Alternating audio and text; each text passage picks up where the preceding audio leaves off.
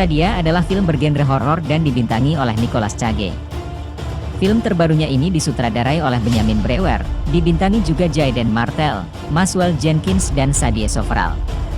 Arcadia ini mengangkat cerita tentang perbuangan hidup dari seorang ayah bersama dengan dua anak kembarnya. Mereka berusaha untuk bertahan hidup di sebuah peternakan kecil. Cerita dimulai dengan Paul, karakter Nicolas Cage, yang melarikan diri dari kehancuran peradaban. 15 tahun kemudian, ia diketahui telah tinggal dengan kedua anaknya yaitu Joseph dan Thomas di sebuah peternakan kecil. Selain bertahan hidup dengan berternak, mereka harus berhadapan dengan ancaman dari makhluk mengerikan yang muncul pada malam hari. Pada malam hari, mereka berdoa saat makan malam dan memeriksa kuncinya. Jendela yang retak atau pintu yang dibiarkan terbuka adalah undangan bagi monster.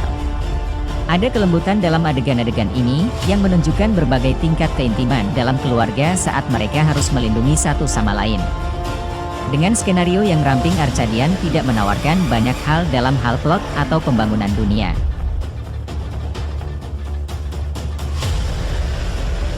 Nicolas Cage tidak diragukan lagi tetap menjadi salah satu aktor paling serba bisa, yang bekerja saat ini, dan di sini dia berperan sebagai ayah yang berbakti.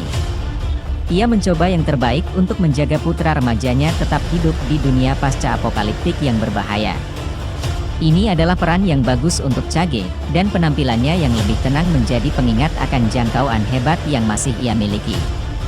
Penulis skenario Michael Nilon memadukan elemen drama masa depan dengan teror akhir dunia untuk menceritakan kisah keluarga yang menyentuh hati yang juga merupakan fitur makhluk kuno yang bagus. Apa yang membedakan film ini dari banyak film lainnya adalah bahwa monster-monster nokturnal yang rakus ini sangat menakutkan, mulai dari desain aneh mereka yang seperti dunia lain hingga cara Brewer yang sangat cerdik dalam menggunakannya. Lalu ada dinamika keluarga dan tempat-tempat menarik yang diambil Nilon. Kisah ini berlatarkan distopia yang tidak jelas namun sangat berbahaya.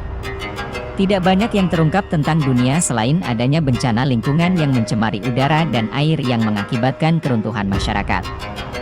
Paul dan dua anak remajanya, Joseph, diperankan Jayden Martell, dan Thomas, diperankan Maxwell Jenkins, membuat rumah di sebuah rumah pertanian terpencil. Pada siang hari, mereka mencari perbekalan di sisa-sisa kota terdekat yang tidak memiliki hukum. Pada malam hari mereka menutup semua jendela dan memperkuat pintu. Karena saat itulah makhluk-makhluk buas yang ganas keluar dan berkeliaran. Paruh pertama film menampilkan Paul sebagai pembawa berita. Cage menunjukkan pengekangan dalam menggambarkan seorang pria yang melakukan yang terbaik untuk menjadi ayah yang penuh kasih sambil mengajari putra-putranya cara bertahan hidup. Namun di pertengahan film, fokusnya beralih kedua bersaudara itu. Mereka sangat berbeda. Joseph adalah orang yang pendiam dan pendiam namun kutu buku dan pemikir. Thomas lebih atletis dan supel, namun keras kepala hingga tidak bertanggung jawab dan ceroboh. Joseph belajar dan bermain-main, mencoba menemukan cara untuk meningkatkan kelangsungan hidup mereka. Thomas menyelinap ke peternakan tetangga untuk menggoda putri mereka Charlotte, diperankan Sadie Soveral, nyaris tidak bisa pulang ke rumah sebelum gelap.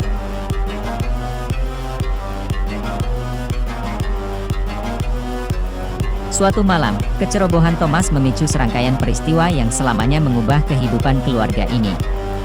Ini adalah sesuatu yang menyoroti perbedaan saudara-saudara sekaligus mengungkapkan kebutuhan mereka satu sama lain. Dan ya, itu memang melibatkan makhluk-makhluk yang memiliki peran penting dalam babak terakhir film Gonzo tersebut. Disinilah Brewer benar-benar bersenang-senang dengan kreasi mimpi buruknya. Dia menciptakan ketegangan yang baik dan rasa bahaya yang nyata. Dia juga berhasil menciptakan suasana yang berkisar dari tidak nyaman hingga benar-benar menyesakkan. Ada adegan dalam drama horor pasca-apokaliptik Arcadian, di mana dua remaja saling menantang untuk berspekulasi, dalam 10 detik atau kurang, tentang bagaimana dunia sebelumnya berakhir. Ini adalah cara cerdas untuk menyampaikan eksposisi yang tidak akan muncul dalam percakapan santai antar karakter dalam film ini. Mereka tinggal cukup jauh dari peristiwa kepunahan massal sehingga tidak mengetahui apa yang menghancurkan banyak kehidupan di bumi. Ini juga merupakan cara yang tidak tahu malu untuk meningkatkan ekspektasi penonton terhadap pengungkapan besar-besaran dari beberapa kejadian di masa lalu. Jadi, sungguh melegakan sekaligus mengecewakan untuk menyadari bahwa ciri-ciri makhluk yang dipreteli oleh Benyamin Brewer masih tetap ada. Kecuali anggapan mereka terhadap sumber daya alam yang beracun dan semacam investasi. Meskipun ada godaan, tidak ada kejutan lebih lanjut, dan tidak banyak dampak lingkungan yang berarti yang akan terjadi. Awalnya, Arcadian menahan begitu banyak sehingga tidak jelas apakah ada monster di dalamnya atau tidak. Kita dapat melihat bahwa Paul hidup relatif terisolasi dengan putranya, Joseph dan Thomas. Mereka cenderung tinggal di sebuah rumah sederhana, yang harus mereka amankan setiap malam tiba dari penyusup tak terlihat yang bergerak di balik pintu, sebuah pilihan sederhana yang menambah keseraman film tersebut. Terlebih lagi karena para karakternya terlihat terbiasa dengan upaya pelanggaran tersebut. Mereka bukan satu-satunya keluarga yang tersisa di wilayah tersebut, sebenarnya, ada sebuah peternakan yang lebih besar dan lebih lengkap di dekatnya, tempat Thomas sering menghabiskan waktu, seolah-olah menawarkan bantuan tambahan, namun sebenarnya untuk menghabiskan waktu bersama Charlotte, gadis seusianya.